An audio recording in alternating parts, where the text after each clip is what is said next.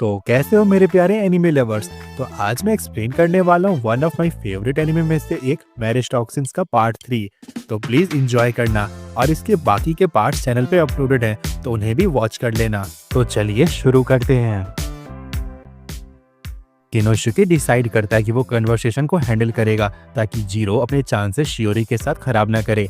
लेकिन तभी जीरो खड़ा होता है और कहता है कि उसके पास एक नया मैजिक ट्रिक है जो वो शियोरी को दिखाना चाहता है। किनोशुके को लगता है कि ये अच्छा आइडिया नहीं है क्योंकि उसका पिछला मैजिक ट्रिक इतना सक्सेसफुल नहीं था, लेकिन शियोरी सच में वो ट्रिक देखना चाहती थी। जीरो तैयार होता है और स्लाइट ऑफ हैंड का यूज करके अपने हाथ में एक फ्लावर अपीयर कर लेता है। कुछ ही पल बाद आसमान से डजन्स ऑफ फ्लावर्स बरसने लगते हैं और ये कोई रैंडम फ्लावर्स नहीं होते क्योंकि उसने ध्यान रखा था कि किनोशुके को उसके स्कार्फ से मैचिंग फ्लावर्स मिले और शियोरी को उसका फेवरेट फ्लावर मिले। पहले जीरो सोचता था कि पार्टी ट्रिक्स का मतलब बस इसी भी तरह लोगों को अटेंशन पाना होता है, लेकिन शियोरी की वजह से अब उसे समझ आ गया कि असली मकसद ऑडियंस को समझना और उनसे मिलने खुशी और एंटरटेनमेंट को फील करना होता है।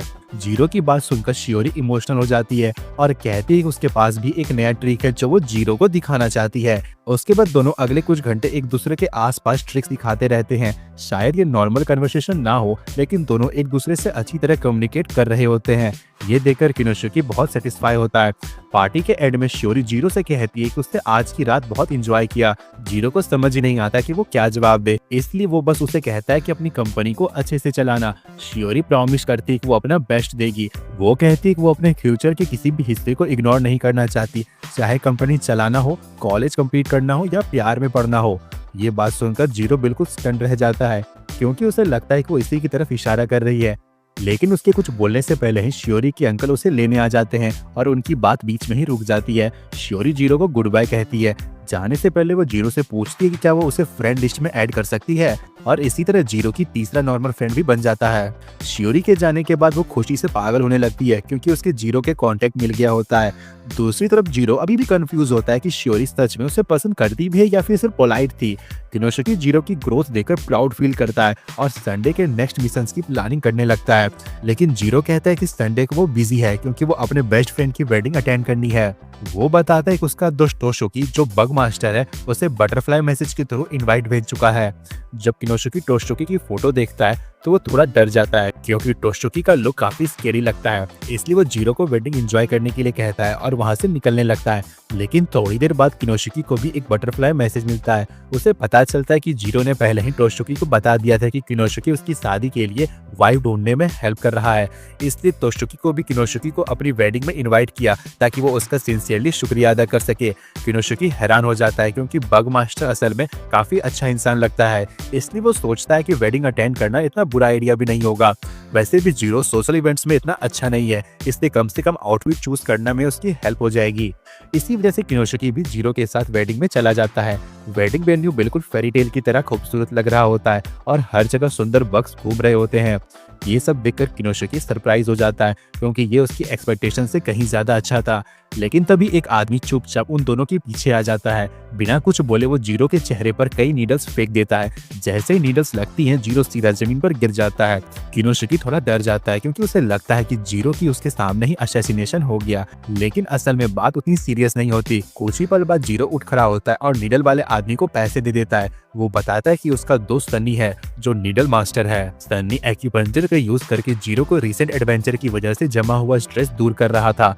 जीरो उसका शुक्रिया अदा करता है और सर्विस के पैसे भी दे देता है। अब सनी के पास एक्स्ट्रा पैसे आ गए होते हैं, इसलिए वो अपने बच्चों से पूछता है कि क्या वो इस वीकेंड अम्यूजमेंट पार्क चलना चाहेंगे। नीडल मास्टर पहले से ही शादीशुदा है और उसके पास 3 बच्चे हैं। उसने किनोशुके के बारे में भी सुना होता है कि वो जीरो का मैरिज एडवाइजर बना हुआ है, इसलिए वो कहता है कि उसे समझ आ सकता है कि जीरो को रोमांस सिखाना कितना मुश्किल काम होगा। कुछ देर बाद वेडिंग सेरेमनी ऑफिशियली शुरू हो जाती है। टोशुकी अपनी वाइफ आना को जायंट बटरफ्लाई विंग्स की मदद से हवा में लेते हुए एंट्री करता है। टोशुकी को इतना खुश देखकर जीरो को उनकी पहली मुलाकात याद आ जाती है। टोशुकी ने भी जीरो को एक चाइल्ड ट्रैफिकिंग रिंग के बारे में इंफॉर्मेशन दी थी जो उसके एरिया में चल रही थी। उस इंफॉर्मेशन की मदद से जीरो ने उस गैंग को खत्म कर दिया था। उस वक्त जीरो का टोशुकी से कोई खास कनेक्शन नहीं था, इसलिए उसे शक हुआ था कि शायद टोशुकी का कोई छुपा हुआ मोटिव है और वो उसके क्लैन का फेवर लेना चाहता है। लेकिन टोशुकी ने साफ कह दिया था कि ऐसी कोई बात नहीं है। वो सिर्फ जीरो के साथ बैठकर एक ड्रिंक शेयर करना चाहता था। जिंदगी में पहली बार किसी ने सिर्फ जीरो के पर्सनल इंटरेस्ट दिखाया था, इसी वजह से वो बात जीरो के लिए बहुत इंपॉर्टेंट बन गई। वापस प्रेजेंट में वेडिंग रिसेप्शन के दौरान सारे गेस्ट एक स्टोरी देख रहे होते हैं जिसमें बताया जा रहा होता है कि तोशचुकी और आना की पहली मुलाकात कैसे हुई थी। पता चलता है कि तोशचुकी ने हाइकिंग एक्सीडेंट के दौरान आना की जान बचाई थी। ये बिल्कुल वैसा ही काम था जैसा तोशचुकी से उम्मीद की जा सकती थी। जैसे जैसे वेडिंग सेरेमनी आगे बढ़ रही है, दोनों अपनी वॉर्म्स और रिंग्स एक्सचेंज करते हैं। वो सब देखने में बहुत ही खूबसूरत लग रहा होता है, लेकिन जीरो सोचने लगता है कि क्या वो कभी इतनी परफेक्ट वेडिंग कर पाएगा। किनोशुके उसे यकीन दिलाता है कि वो अपनी पूरी कोशिश करेगा ताकि जीरो की भी शादी अच्छे से हो सके। इसी बीच वेडिंग वेन्यू के बाहर एक आदमी तोशचुकी की खुशी बर्बाद करने की तैयारी कर रहा होता है। जीरो को तुरंत महसूस हो जाता है कि कुछ तो गड़बड़ है। तभी तोशचुकी का एक स्पाइडर उसे मैसेज भेजकर उसे शक की कंफर्मेशन कर देता है। ये मैसेज मिलते ही जीरो तुरंत बाहर की तरफ दौड़ पड़ता है। किनोशुके उससे आवाज देकर पूछता है कि वो कहाँ जा रहा है, क्योंकि कुछ ही देर में उसे स्पीच देनी है। लेकिन जीरो उसे कहता है कि वो उसकी जगह सब कुछ संभाल ले, क्योंकि उसे एक जरूरी काम निपटाना है। उस स्पाइडर का नाम जूलिया है। जूलिया तोशचुकी के सबसे ट्रस्टेड बग्स में से एक है। जैसे ही उसे कुछ गलत होने का एहसास हुआ, वो तुरंत जीरो को बुलाने आ गई ताकि तोशचुकी की वेडिंग खराब होने से पहले सब कुछ रोक दिया जाए। इस पूरी शादी से पीछे एक आदमी था जिसका नाम यामाडा था। उसने डार्क वेब से कई हिटमैन हायर किए थे ताकि वो वेडिंग पर हमला करके जितने लोग हो सके मार दे। लेकिन उसका मकसद सिर्फ इतना था कि वेडिंग में इतना बड़ा हंगामा हो जाए कि तोशचुकी का स्पेशल दिन बर्बाद हो जाए। उसने हिटमैन से कहा कि जैसे ही मास्टर्स लड़ना शुरू करे, वो मौका देकर भाग जाए, और वो खुद तोशचुकी की वाइफ को उड़ा देने वाला था ताकि ये दिन उसकी जिंदगी का सबसे बुरा दिन बन जाए। उसे अपने पुराने काम पर कोई पछतावा नहीं था, लेकिन जब वो अपना पूरा प्लान समझा रहा होता है तब उसे पता ही नहीं चलता कि उसके आदमी एक एक करके गिरते जा रहे हैं। जब वो मुड़कर देखता है तो सिर्फ जीरो ही उसके सामने खड़ा होता है। यामाडा समझ जाता है कि डार्क वेब के नॉर्मल मर्सेनरीज पर भरोसा करना उसकी सबसे बड़ी गलती थी, लेकिन उसके पास अभी भी एक बैकअप प्लान था। वो पहले से लगाए हुए इनक्रेडिबल बॉम्ब्स एक्टिवेट कर देता है और सीधा जीरो की तरफ छोड़ देता है। उसका प्लान था कि इन बॉम्ब से भाग रहे वेडिंग गेस्ट को उड़ा दे, लेकिन अब उसके लिए सिर्फ एक बात जरूरी थी। वो बग मास्टर से बदला लेना चाहता था जिसने उसकी जिंदगी की इकलौती पैशन छीन ली थी। यामादा पहले एक बिल्कुल आम और निकम्मा आदमी था जिसे किसी भी चीज की परवाह नहीं थी, ना अपनी सफाई की, ना गैंग से उधार लेने की खतरे की, और ना ही उस वक्त की जब वही गैंग उसके लोन के बदले उसके ऑर्गन्स लेने आ गई। आखिर में उसे एक पागल डॉक्टर के हाथ बेच दिया गया। उस डॉक्टर ने उसके शरीर में 5 पावरफुल बॉम्ब्स फिट कर दिए, 2 उसके हाथ में, 2 उसके पैर में और 1 उसके अंदर। डॉक्टर ने बताया कि इन एक्सप्लोजन की पावर इतनी ज्यादा है कि ये उनके लिम्स को साथ साथ आसपास के लोगों को भी उड़ा सकता है। शायद डॉक्टर का मकसद कोई खुराफाक ट्रैप बनाना था, लेकिन यामाडा को यह आइडिया बिल्कुल पसंद ही नहीं आया। उसे ये सोचकर ही मजा आने लगा कि वो खुद के साथ किसी और को भी उड़ा सकता है। पहला मौका मिलते ही वो एक रैंडम कपल के पास गया और बिना एक सेकंड सोचे उसने अपने बॉम्ब्स एक्टिवेट कर दिया। एक्सप्लोजन में उस कपल का सिर उड़ गया और उसके हाथ भी उड़ गए, और ये सब करते हुए वो अपनी जिंदगी का सबसे ज्यादा मजा ले रहा था। लेकिन ये सब उस दिन खत्म हो गया जब उसकी मुलाकात बग मास्टर तोशचुकी से हुई। उसने तोशचुकी को भी उड़ाने की कोशिश की, लेकिन तोशचुकी बहुत तेज था, इसलिए यामाडा के सारे लिम्स खत्म हो गए और वो कुछ भी नहीं कर पाया। उसके बाद तोशचुकी उसके बिल्कुल पास आया। यामादा को लगा कि अब वो अपने सर वाले बॉम्ब से तोशचुकी को भी उड़ा देगा, लेकिन जब उसने बॉम्ब एक्टिवेट करना चाहा तो वो चला ही नहीं, क्योंकि तोशचुकी अपनी एक बी की मदद से उसके सर के बॉम्ब पहले ही निकाल चुका था। तोशचुकी को लगा कि यामाडा ये सब मजबूरी में कर रहा है और अगर उसके सिर का बॉम्ब हटा दिया जाए तो वो दोबारा नॉर्मल जिंदगी जी सकेगा। लेकिन उस दिन के बाद ही यामाडा ने तोशचुकी के खिलाफ गहरी नफरत पाल ली।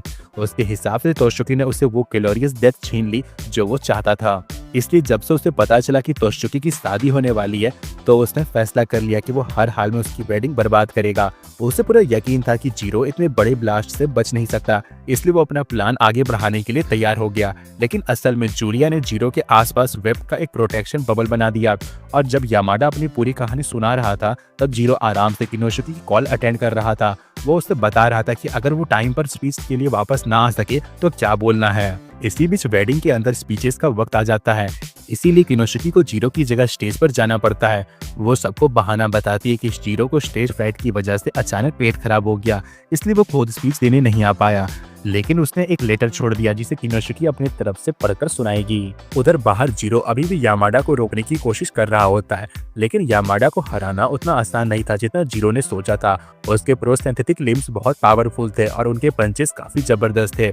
आमतौर पर जीरो के लिए ये कोई बड़ी बात नहीं होती, लेकिन वो अपना मॉडिफाइड ब्लड लाइन यूज नहीं करना चाहता था। उसके हिसाब से यामाडा जैसे आदमी से उस पावर के लायक नहीं होते। इसलिए वो सिर्फ अपनी बेस फॉर्म में ही उसे हराने का फैसला करता है।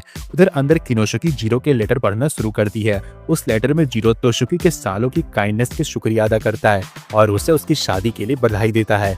वो लिखता है कि वो भी अपनी लाइफ के लिए वाइफ ढूंढ रहा है और इतनी हिम्मत उसमें सिर्फ तोशुकी की सिखाई हुई बातों से ही आ पाई है। जब दोनों की पहली मुलाकात हुई थी तब जीरो एक चुभने वाला और बहुत ही डिफिकल्ट इंसान था। आज भी उसे समझ नहीं आता कि तोशुकी ने उस वक्त उसकी इतनी परवाह क्यों की थी, लेकिन फिर भी वो उस हर चीज के लिए उसका दिल से शुक्रगुजार है। उधर प्रेजेंट में जीरो जूलिया के वेब्स का यूज करके खुद को यामाडा की तरफ लॉन्च करता है। पहली नजर में उसे लगता है कि उसका अटैक मिस हो गया, लेकिन असल में उसने यामाडा के पैर पर एक वेब लपेट दिया था। फिर वो उसे जोर से खींचकर दीवार से टकरा देता है। उसके बाद उसे वेडिंग वेन्यू से बहुत दूर फेंक देता है ताकि किसी को नुकसान ना पहुंचा सके। लेकिन तभी वो क्रीपी डॉक्टर जिसने यामाडा की बॉडी को मॉडिफाई किया था उसके प्रोसिंथेसिस के रिसीवर पर कॉल करता है। डॉक्टर कहता है कि वो यामाडा के प्रोसिंथेसिस का लिमिटर हटा रहा है जिससे वो पूरी वेडिंग वेन्यू को उड़ा सकता है। ये सुनकर यामाडा बहुत खुश हो जाता है और तुरंत वेन्यू की तरफ तेज रफ्तार से उड़ने लगता है। वो इतनी स्पीड से बढ़ता है कि जीरो उसका पीछा नहीं कर पाता। इसलिए सिचुएशन सच में बहुत डेंजरस बन जाती है। लेकिन जैसे ही यामाडा वेन्यू के पास पहुंचता है उसकी नजर तोशुकी पर पड़ती है जो दिल से मुस्कुरा रहा होता है।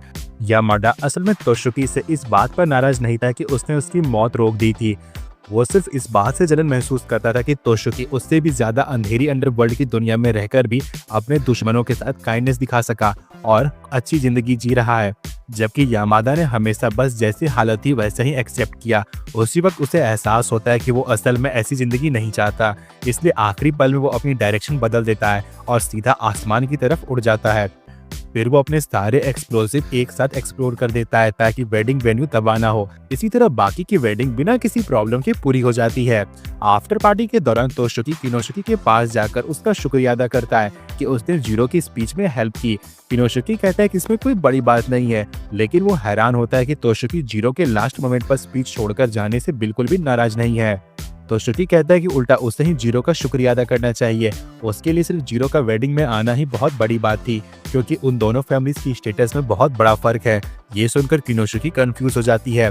उसे लगता है कि सारे मास्टर्स एक जैसे होते हैं, लेकिन असल में ऐसा बिल्कुल नहीं है। बग क्लैन और नीडल क्लैन दोनों ही शुरुआत वेनमस इंसेक्ट्स और पॉइजन नीडल से हुई थी। इसी वजह से ये दोनों पॉइजन क्लैन की ब्रांच फैमिलीज मानी जाती है और हेराकेसी में इनकी पॉइजन काफी नीचे है। तोशुकी बताता है कि असैसिनेशन वर्ल्ड में 5 ग्रेट फैमिली सबसे ऊपर है। जीरो की फैमिली पहले नंबर पर आती है, आर्मा फैमिली, फिर आती है डॉग फैमिली, फिर किरोशिमास फैमिली और लास्ट में आता है नोशिकास फैमिली। बाकी सारे असैसिन्स क्लैंस इन्हीं 5 ग्रेट फैमिलीज के ब्रांचेस के ऑफस्कॉट्स हैं। इन ग्रेट फैमिलीज और बाकी क्लैंस के बीच पावर का फर्क बहुत ज्यादा है।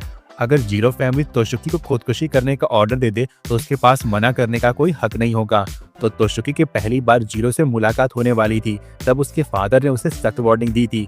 उन्होंने कहा था कि मेन फैमिली के किसी भी मेंबर को कभी नाराज मत करना, क्योंकि वो लोग छोटी सी गलती पर भी पूरे क्लैन को मिटा सकते हैं। अपने ही फादर से ऐसी बात सुनकर तोशुकी के दिल में बहुत डर बैठ गया था। लेकिन जब उसकी सच में जीरो से मुलाकात हुई तो उसे लगा कि जीरो कोई खतरनाक मॉन्स्टर नहीं बल्कि एक बिल्कुल नॉर्मल लड़का है। बस उसे जबरदस्ती एक डरावने इंसान की तरह जीने पर मजबूर किया गया था। इसलिए तोशुकी और स्थानी दोनों किनोशुकी के बहुत शुक्रगुजार हैं, क्योंकि वो जीरो का ख्याल रखने के लिए अपना वक्त दे रहा है। उन्हें पता है कि ये काम बिल्कुल भी आसान नहीं है, फिर भी वो किनोशुकी से रिक्वेस्ट करते हैं कि वो आगे भी जीरो की हेल्प करते रहे। किनोशुकी उन्हें भरोसा दिलाता है कि चिंता की कोई बात नहीं है, वो एक दिन जरूर जीरो के लिए कोई परफेक्ट लाइफ पार्टनर ढूंढ लेगा। इसी बीच शहर के एक पार्किंग गैरेज में स्पेयर मास्टर की एसिनेशन हो जाती है। उसकी मौत इतनी तेजी से होती है कि उसका शरीर समझ भी नहीं पाता कि क्या हुआ। असैसिन इस बात से थोड़ा डिसअपॉइंटेड होता है, क्योंकि उसे इससे ज्यादा मुश्किल चैलेंजर की उम्मीद थी और अब उनका अगला टारगेट जीरो होने वाला है। रिलेशनशिप ट्रेनिंग के अगले फेज में किनोशुकी जीरो को प्रैक्टिस डेट के लिए एक आर्केड में ले जाता है ताकि वो किसी के साथ नॉर्मल तरीके से टाइम स्पेंड करना सीख सके। किनोशुकी बताता है कि क्लॉ मशीन से प्राइज जीतना डेट को इम्प्रेस करने का एक अच्छा तरीका होता है। डेमो देने के लिए वो पहले ही कोशिश में एक लोसी जीत जाता है, लेकिन जब जीरो की बारी आती है तो वो बार बार फेल होता रहता है और आखिर में सिर्फ उस गेम को जीतने की कोशिश में 10,000 येन उड़ा देता है। ये देखकर किनोशुकी कहता है कि अब इस मशीन को छोड़ देना ही बेहतर होगा, क्योंकि क्लियरली ये मशीन उसके लिए नहीं बनी। जीरो भी किनोशुकी की बात से थोड़ा सहमत होता है, लेकिन तभी उसकी नजर पास में रखी एक वेको मोल मशीन पर पड़ती है। उसे लगता है कि इस गेम में वो जरूर जीत जाएगा। इसलिए वो तुरंत उसे ट्राई करने का फैसला करता है और वैसे ही होता है जैसे उसने सोचा था। जीरो की जबरदस्त फिजिकल एबिलिटी की वजह से वो एक के बाद एक मोल्स को इतनी स्पीड से हिट करता है कि कुछ ही देर में हाई स्कोर बना देता है। ये परफॉर्मेंस सच में बहुत ही इंप्रेसिव थी, लेकिन किनोशिकी को लगता है कि अगर कोई लड़की ये सब देखेगी तो शायद डर भी जाएगी। उसके बाद उसकी आइटिनरी का अगला स्टॉप फोटो बूथ होता है, लेकिन जीरो को अभी भी नॉर्मल इंसान की तरह स्माइल करना नहीं आता, इसलिए वो बस ऑकवर्ड तरीके से खड़ा रहता है, जबकि किनोशिकी सारे पोजेस करता रहता है। फोटोज लेते वक्त किनोशिकी जीरो से पूछता है कि क्या उसे नया हिटमैन हंटर के बारे में सुना है। जीरो कहता है कि हाँ, उसने सुना तो है। वो हिटमैन हंटर काफी बड़े बड़े टारगेट्स को मार रहा है और उसके latest victims Dan the disclaimer और स्पेयर मास्टर थे। डैन को हराना इतना सरप्राइजिंग नहीं था, लेकिन स्पेयर मास्टर को मार देना दिखाता है कि वो हंटर बहुत ही पावरफुल है। इसलिए किनोशिकी जीरो को एक्स्ट्रा केयरफुल रहने की वार्निंग देता है, क्योंकि हो सकता है अगला टारगेट वो खुद हो। जीरो उसकी बात समझ जाता है, लेकिन जैसे ही वो दोनों फोटो बूथ से बाहर निकलते हैं, जीरो को महसूस होता है कि कोई उन्हें पास से देख रहा है। वो तुरंत किनोशिकी के सामने अपना हाथ रख देता है और सामने एक औरत आ जाती है। वो पहले से ही जीरो को जानती होती है और कहती है कि उसे जीरो से एक जरूरी बात करनी है, लेकिन उससे पहले वो रिक्वेस्ट करती है कि जीरो उसके साथ कुछ फोटोज ले ले, क्योंकि किनोशिकी के साथ फोटोज लेते हुए वो काफी मजेदार लग रहा था। फोटोज के बाद तीनों कैफेटेरिया चले जाते हैं। वहां पहुंचकर वो औरत अपना नाम किमी बताती है। वो कहती है कि वो जीरो को अपना बॉडीगार्ड हायर करना चाहती है, इसलिए वो पूरे दिन उसे मिलने का मौका ढूंढ रही थी, लेकिन उसे समझ नहीं आता कि किमी ने डार्क नेट पर मैसेज भेजने के बजाय खुद मिलना क्यों चुना। किमी थोड़ा एटीट्यूड दिखाते हुए कहती है कि जीरो को खुश होना चाहिए कि इतनी खूबसूरत लड़की उससे खुद मिलने आई है, लेकिन न किनोशिकी और न ही जीरो उसके ये एटीट्यूड बर्दाश्त करते हैं, इसलिए दोनों वहां से चलने लगते हैं। ये देखकर किमी घबरा जाती है। वो तुरंत माफी मांगती है और कहती है कि इस तरह बात करना उसकी पुरानी आदत है। वो बताती है कि वो भी एक मास्टर है और जो हिटमैन हंटर सबको मार रहा है अब वो उसके पीछे भी पड़ा हुआ है। उसे डर था कि अगर वो ऑनलाइन मैसेज भेजती तो शायद जीरो मना कर देता, इसलिए वो पर्सनली उसे प्रोटेक्शन मांगने आई है। लेकिन बात करते वक्त उसकी आदत फिर से सामने आ जाती है। वो फिर कहती है कि जीरो को खुश होना चाहिए कि उससे उस जैसी खूबसूरत लड़की की प्रोटेक्शन करने का मौका मिल रहा है। ये सुनते ही जीरो और किनोशिकी दोबारा वहां से चलने लगते हैं। किमी फिर से माफी मांगती है और उनसे रुकने की रिक्वेस्ट करती है। किनोशिकी पूछता है कि अगर वो खुद एक मास्टर है तो फिर अपनी हिफाजत खुद क्यों नहीं कर सकी। किमी बताती है कि फाइटिंग उसकी स्ट्रेंथ नहीं है और वो सच में बहुत बड़ी मुसीबत में है। ये देखकर जीरो कम से कम उसकी बात पूरी सुनने के लिए तैयार हो जाता है। किमी हैरान रहती है कि जीरो वाकई उसकी हेल्प करने के बारे में सोच रहा है। जीरो के हिसाब से अगर किसी दूसरे क्लैन की मास्टर उससे मदद मांग रही है तो जरूर वो बहुत मुश्किल सिचुएशन में होगी। किमी के साथ आज तक किसी ने इतनी काइंडनेस से बर्ताव नहीं किया था। ये एहसास उसके लिए इतना ज्यादा था कि वो शॉक में लगभग बेहोशी होने वाली थी। जीरो तुरंत आगे बढ़कर उसे संभाल लेता है और इस बात से किमी उसके लिए और भी ज्यादा फीलिंग्स डेवलप कर लेती है। आखिर में किमी नॉर्मल होती है और खुशी में जीरो से जोर से हक कर लेती है। जीरो और किनोशिकी को ये थोड़ा अजीब लगता है, लेकिन कम से कम अब उन्हें लगता है कि वो कोई थ्रेट नहीं है। जब किमी पूरी तरह शांत हो जाती है तब जीरो और किनोशिकी उससे पूछते हैं कि वो किस टाइप की मास्टर है। किमी आमतौर पर अपनी आइडेंटिटी किसी को नहीं बताती, लेकिन सिचुएशन को देखते हुए वो उन्हें सब कुछ दिखाने के लिए मान जाती है। वो कुछ अजीब सी आवाजें निकालना शुरू करती है। कुछ ही सेकंड्स बाद छत पर छुपा हुआ एक छोटा सा हैमस्टर बाहर आ जाता है। तब किमी बताती है कि वो हैमस्टर मास्टर है और वो उस छोटे हैमस्टर को इंट्रोडक्शन सीरियस के नाम से करवाती है। किमी बताती है कि वो और सीरियस मिलकर इंफॉर्मेशन गैदर करते हैं।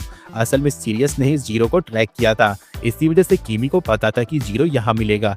किनोशिकी को वो हैमस्टर बहुत ही एडोरेबल लगता है। बात को आगे बढ़ाते हुए जीरो पूछता है कि क्या किमी बीस्ट क्लैन से बिलोंग करती है। उसे याद था कि बीस्ट क्लैन के सारे मास्टर्स ट्रैकिंग और इंफॉर्मेशन गैदरिंग में एक्सपर्ट होते हैं, लेकिन जरूरी नहीं कि वो फाइटिंग में भी स्ट्रांग हो। जीरो कहता है कि कुछ हद तक उसके साथ भी ऐसा ही है। वो डायरेक्ट फाइटिंग से ज्यादा ट्रैप्स लगाने में एक्सपर्ट है। ये सुनकर किनोशिकी हैरान हो जाता है, क्योंकि उसके हिसाब से जीरो तो पहले ही बहुत डेंजरस फाइटर था। किमी बताती है कि वो खुद हिटमैन हंटर से लड़ना नहीं चाहती, लेकिन जिस एसोसिएशन का वो हिस्सा है उस एसोसिएशन के लोग हिटमैन हंटर को मारने की तैयारी कर रहे हैं और सबसे बड़ी प्रॉब्लम ये है कि वो लोग किमी को भी जबरदस्ती अपने साथ ले जाना चाहते हैं। जीरो पूछता है कि अगर वो बीस्ट क्लैन की मेंबर है तो फिर वो अपने क्लैन के दूसरे मेंबर्स की हेल्प क्यों नहीं मांग लेती।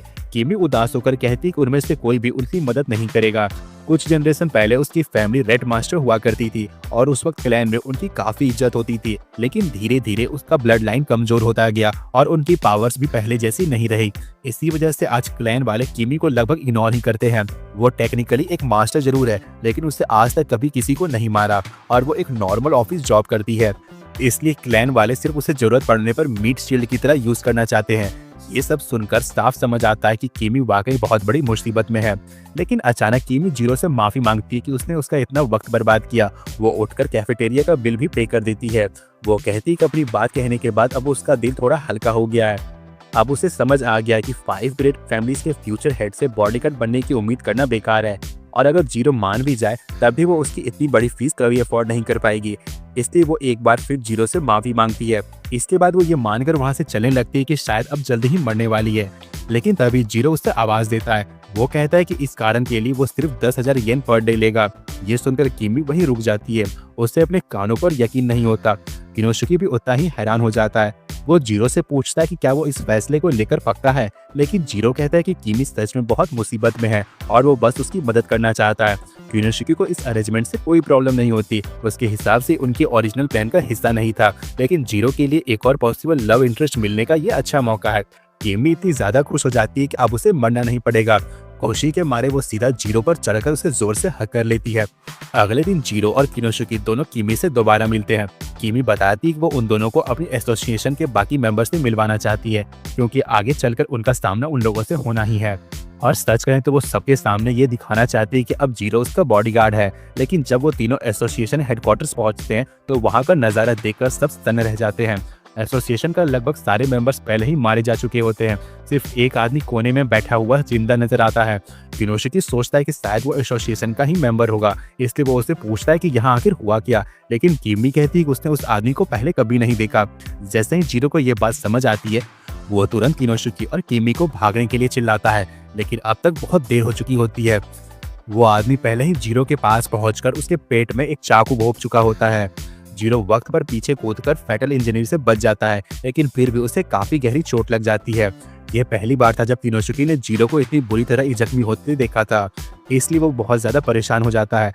जीरो जोर से चिल्लाकर किनोशुकी और कीमी को कहता है कि अब मौका है, यहाँ से भाग जाओ।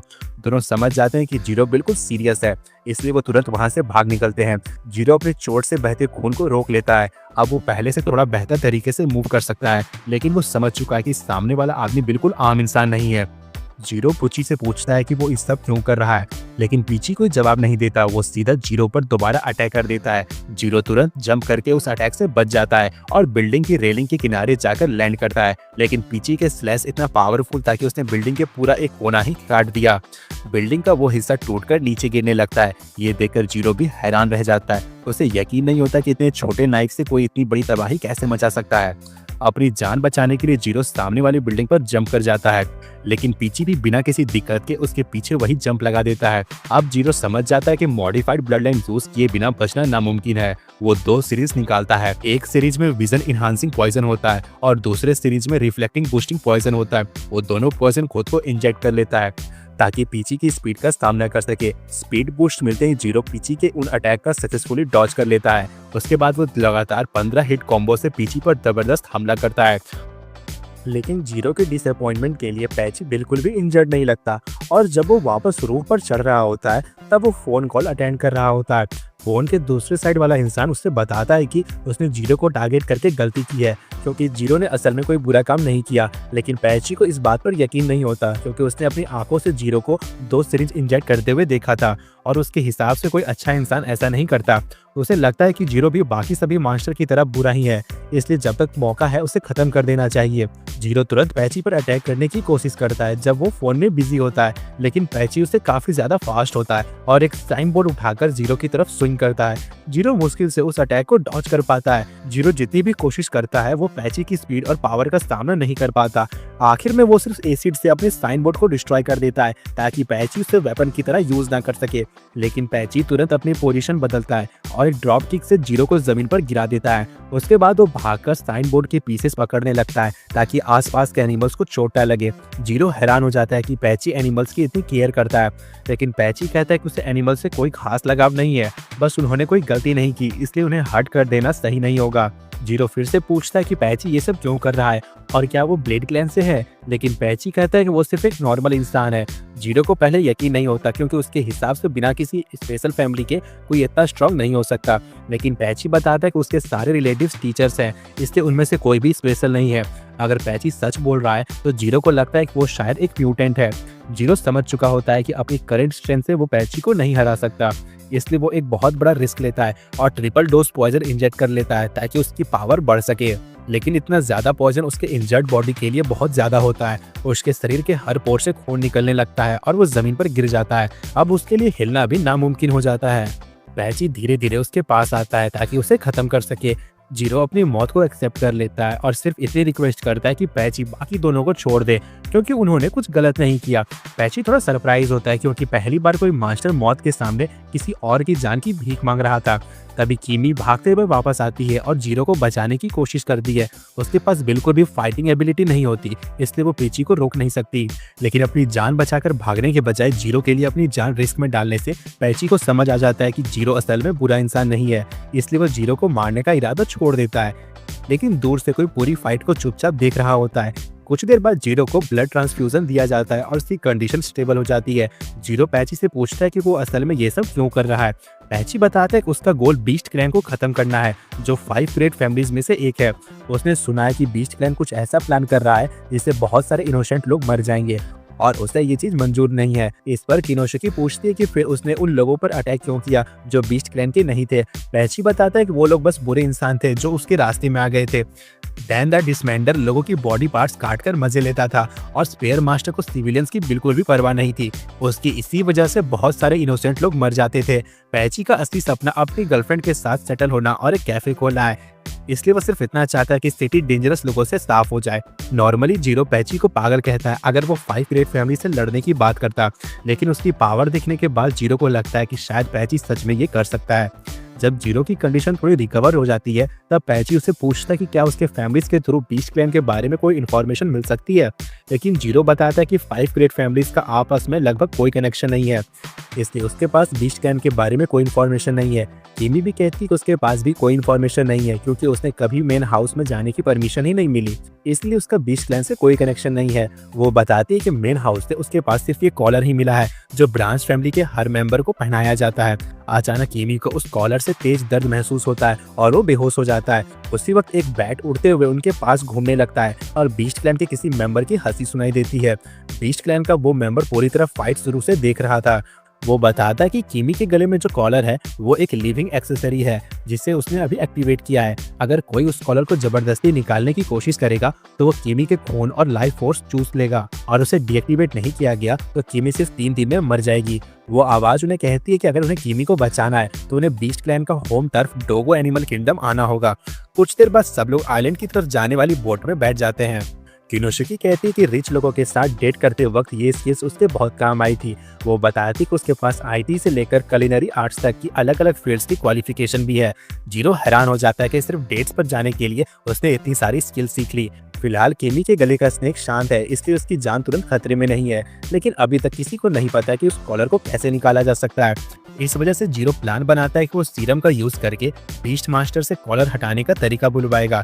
किमी को बहुत बुरा लगता है कि उसकी वजह से जीरो इस मुसीबत में फंस गया। तो उसे पता है कि बीस्ट क्लैन सिर्फ जीरो को ट्रैप में फंसाकर 5 ग्रेट क्लैंस के हायर को खत्म करना चाहता है, लेकिन जीरो कहता है कि वो ये सब अपनी मर्जी से कर रहा है। वो कहता है कि अगर इस वक्त वो किमी को प्रोटेक्ट ना कर पाया तो वो कभी खुद की शक्ल मिरर में नहीं देख पाएगा। पैची भी कहता है कि जब तक उसे बीस्ट क्लैन को खत्म करने का मौका मिल रहा है तब तक उसे कोई प्रॉब्लम नहीं है, इसलिए किमी को उसकी बिल्कुल भी चिंता करने की जरूरत नहीं है। लेकिन जीरो और पैची ने तो ये मिशन अपनी मर्जी से एक्सेप्ट किया था, पर किनोशिकी ने ऐसा बिल्कुल नहीं किया था। इसलिए जीरो उससे कहता है कि वो बोट के शोर से थोड़ा दूर ही रुककर इंतजार करे क्योंकि आगे जाना उसके लिए बहुत डेंजरस होगा। किनोशिकी बात समझ जाता है और कहता है कि जब तक जीरो वापस आएगा तब तक वो उसकी नेक्स्ट डेटिंग स्ट्रेटेजी तैयार कर देगा। लेकिन जीरो और पैची बोट से उतर भी नहीं पाते कि अचानक समुद्र से एक जाइंट स्क्विड बाहर आ जाती है। वो स्क्विड बोट को जोर से हिला देता है। उस झटके की वजह से किमी पानी में गिर जाती है। उसी वक्त एक ईगल नीचे आकर किमी को पकड़ लेता है और उसे लेकर उड़ जाता है। जीरो को तुरंत समझ आ जाता है कि उसने बहुत बड़ी गलती हो गई है। उन्होंने सोचा ही नहीं कि बीस्ट क्लैन आइलैंड पहुंचने से पहले ही उन पर अटैक कर देगा, लेकिन इसी वक्त सबसे जरूरी काम किमी को बचाना था। जीरो तुरंत अपनी बॉडी में पॉइजन का एक डोज इंजेक्ट करता है। उसके बाद वो बोट से छलांग लगा देता है और पानी के ऊपर दौड़ते हुए किमी के पीछा करते हुए शोर की तरफ बढ़ने लगता है। दूसरी तरफ पैची बोर्ड पर ही रुक जाता है ताकि किनोशुके की प्रोटेक्शन कर सके। फिर वो अपने फोन निकालकर कैलेमरी बनाने का वीडियो दिखाने लगता है। वो कहता है कि इतना बड़ा स्क्विड वेस्ट करना बिल्कुल सही नहीं होगा। वीडियो से फर्स्ट स्टेप में बताया जाता है कि सबसे पहले टेंटिकल्स हटाओ। जैसे ही स्क्विड उस पर अटैक करता है, पैची एक ही पल में उसके सारे टेंटिकल्स काट देता है। उसके बाद वो स्क्विड को छोटे छोटे क्यूब्स में कट कर देता है। साथ ही वो ध्यान रखता है कि सारे पीसेस अलग ही रहे। ये सब देखकर किनोशुके को समझ आ जाता है कि कॉम्बैट स्पेशलिस्ट वाकई अलग ही लेवल के होते हैं। इस बीच जीरो किनारे तक पहुंच चुका होता है। वहां उसका सामना ईगल के कंट्रोल करने वाले आदमी कोटा से होता है। जीरो एक नज़र में समझ जाता है कि कोटा असली बीस्ट मास्टर नहीं है, इसलिए वो अंदाजा लगाता है कि कोटा ब्रांच फैमिली का मेंबर होगा। जीरो उससे पूछता है कि उसने किमी को हॉस्टेज क्यों बनाया और वो लोग उससे और पैची को क्यों मारना चाहते हैं, लेकिन कोटा कहते हैं कि उसे खुद इसका रीजन नहीं पता। हायर अप्स ने उसे कुछ भी एक्सप्लेन नहीं किया, बस उसने इस काम के बदले कई बिलियन का पेमेंट ऑफर की गई थी और इतने पैसे देकर वो मना नहीं कर पाया। जीरो कहता है कि वो इस बात को समझ सकता है, लेकिन फिर भी वो पूछता है कि कोटा ने किमी को टारगेट क्यों किया, उसे क्यों नहीं। लेकिन उससे ऑर्डर मिला था कि किमी को किडनैप करो ताकि जीरो को मारना और आसान हो जाए। जीरो फिर कोटा से पूछता है कि स्नेक चोकर को कैसे निकाला जा सकता है, लेकिन कोटा कहता है कि उसे इसका कोई आइडिया नहीं है और अगर वो इसके बारे में रिसर्च करने की भी कोशिश करे तो वो मुसीबत में पड़ जाएगा। इतना कहकर वो फाइट शुरू कर देता है। वो सीगल्स का एक बड़ा ग्रुप समन करता है जो जीरो की विजन की पूरी तरह ब्लॉक कर देते हैं। जब जीरो का ध्यान भटक जाता है तब कोटा अपने बैट उसके पेट पर जोर से दे मारता है। जीरो कोटा की स्पीड और उसके बैट की पावर देखकर सच में सरप्राइज हो जाता है। उसे समझ आता है कि कोटा को हराना उतना आसान नहीं होगा जितना उसने पहले सोचा था। कोटा कहता है कि वो पॉइजन क्लैन का दुश्मन बनना नहीं चाहता था, लेकिन इतनी बड़ी पेमेंट को मना करना उसके लिए नामुमकिन था। उसके हिसाब से पॉइजन क्लैन किलिंग में बहुत स्ट्रांग है, लेकिन direct head to head battles में उनकी रैंकिंग्स काफी नीचे है। इसी वजह से कोटा को पूरा यकीन है कि वो ये फाइट जीत सकता है। इसी वक्त बीस्ट क्लैन का किंग डोगो अपने फिश एग मॉनिटर से पूरी फाइट देख रहा होता है। वो बड़ी एक्साइटमेंट के साथ देख रहा होता है कि जीरो इस सिचुएशन से कौन सा नया ट्रिक यूज करके निकलेगा। लोगों को पहले से ही पता होता है कि कोटा जीरो को हरा नहीं पाएगा। उसके हिसाब से पॉइजन क्लैन की असली स्ट्रेंथ ट्रैप्स लगाना और अनफेयर तरीके से लड़ने में होती है, इसलिए उसे पूरा यकीन है कि जीरो के पास कोई हिडन प्लान जरूर होगा। कोटा फाइनल फिशिंग स्ट्राइक के लिए अटैक करने ही वाला होता है, लेकिन जीरो उसका मुंह पहले ही देख लेता है। वो तुरंत एक स्मोक ग्रेनेड निकालकर जमीन पर फेंक देता है। कुछ ही पल में पूरा एरिया ग्रीन पिंक स्मोक से भर जाता है। कोटा को लगता है कि ये पॉइजन गैस है, इसलिए वो तुरंत अपनी नाक ढक लेता है ताकि उस स्मोक को इनहेल ना कर पाए। उसे लगता है कि जीरो ये सब सिर्फ टाइम खरीदने के लिए कर रहा है ताकि टॉप ट्रैप सेट कर सके। कोटा उसे मौका ही नहीं देना चाहता, इसलिए वो अपने बर्ड्स को ऑर्डर देता है कि स्मोक को उड़ा दे, लेकिन कोटा कुछ समझ पाता उससे पहले ही जीरो सीधा उसके चेहरे पर पंच मार देता है। एक ही अटैक में कोटा जमीन पर गिर जाता है। लोगों को पहले से ही उम्मीद थी कि ऐसा ही होगा। उसके हिसाब से फास्ट होना काफी नहीं होता जब सामने वाला डर्टी ट्रिक्स यूज करता हो। पॉइजन क्लैंस के ट्रैप्स इसलिए इतने डेंजरस होते हैं क्योंकि वो हमेशा अपोनेंट को सरप्राइज कर देते हैं। शुरू से ही जीरो का प्लान था कि कलर्ड स्मोक का यूज करके इस कोटा को डरा दिया जाए ताकि कोटा अपना गार्ड नीचे कर दे, और जैसे ही उसने गार्ड लूज किया जीरो ने आसानी से उसे नॉकआउट कर दिया। जीरो जमीन पर पड़े कोटा के पास जाता है। वो कहता है कि उसे कोटा से कुछ सवाल पूछने हैं, लेकिन कोटा उसकी बात बीच में ही काट देता है और कहता है कि अगर जीरो कैसे ढूंढ रहा है तो उसे बस माउंटेन की चोटी तक जाना होगा। जीरो कोटा की इतनी कोऑपरेशन देखकर हैरान हो जाता है, लेकिन कोटा कहता है कि उसके दिल में जीरो के लिए कोई दुश्मनी नहीं है, वो पहले ही हार चुका है, इसलिए अब इन्फॉर्मेशन छुपाने का कोई मतलब नहीं बनता। वो ये भी बताता है कि कॉलर को हटाने का कोई नोन तरीका नहीं है क्योंकि आज तक किसी ने उन्हें कभी रिमूव नहीं किया, लेकिन उसने एक अफवाह जरूर सुनी है कि कॉलर हटाने का एक पॉसिबल तरीका एक ब्रीफरी में छुपा हुआ है। इससे पहले कि वो और कुछ बता पाता उसके गले का कॉलर अचानक टाइट होने लगता है। उसी वक्त डोगो उस कॉलर के थ्रू उसे कांटेक्ट करता है। वो अपना इंट्रोडक्शन बीस्ट क्लैन के किंग और आइलैंड के रूलर के रूप में देता है। फिर डोगो कहता है कि उसके पास जीरो का एक सवाल है। उसने काफी दिनों से ये आवाज सुनी है कि जीरो बहुत कम पैसों में बॉडीगार्ड का काम कर रहा है और वो समझ ही नहीं पा रहा कि पॉइजन मास्टर ऐसा क्यों करेगा। जीरो बिना झूठ बोले जवाब देता है कि वो शादी करना चाहता है, इसलिए वो लोगों की मदद करता है ताकि उसकी मुलाकात ज्यादा लड़कियों से हो सके। जीरो की बात सुनकर डोगो जोर जोर से हंसने लगता है। अब तक वो ये सोचकर परेशान था कि जीरो किमी जैसे सीमिंगली यूजलेस मास्टर के लिए अपनी जान क्यों रिस्क में डाल रहा है, लेकिन अब उसके हिसाब से वजह बिल्कुल साफ है। डोगो कहता है कि जीरो शायद किमी को अपनी फ्यूचर ब्राइड के रूप में देख रहा है, लेकिन डोगो उससे कहता है कि उसे इस फैसले पर दोबारा सोचना चाहिए। उसके मुताबिक पॉइजन क्लैन की ब्लड लाइन को सदियों तक रिफाइन किया गया है, इसी वजह से वो एबिलिटी क्लैन्स की सबसे पावरफुल ब्लड लाइन्स में से एक बन चुकी है। गाइस, अगर ये वीडियो आपको पसंद आती है तो प्लीज डू लाइक, शेयर और सब्सक्राइब। मैं इसका नेक्स्ट पार्ट कल डाल दूंगा।